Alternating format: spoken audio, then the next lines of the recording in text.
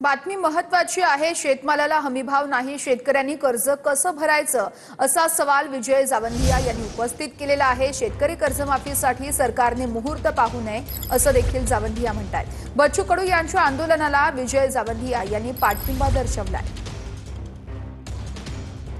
शेतकरी नेते विजय जावंधियाजी सर, आज बच्चू कडू यांच्या नेतृत्वात महाएल्गार मोर्चा नागपुरात दाखल होतोय। नागपुरात सभा सुद्धा आहे, तुम्ही त्या ठिकाणी उपस्थित राहणार असे होर्डिंग्स त्या ठिकाणी लागलेले आहे, काय सांगा?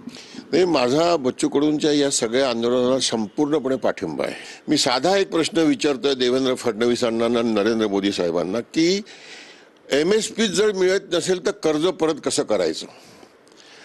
आणि मग कर्ज परत करता येणारच नाही, कारण की MSPच मिळत नाही आहे, तर मग कर्जमाफी करता मुहूर्त पाहण्याची गरज काय आहे?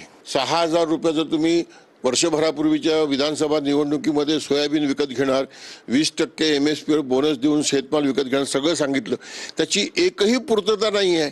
मग ही सगळी चूक तुमची आहे ना। त्याच्याकरता शेतकऱ्यांना आंदोलन करा, त्याच्याकरता वन फिरा, ही करण्याची गरज काय यावी? ही लोकशाही आहे ना, राजेशाही तर नाही ना।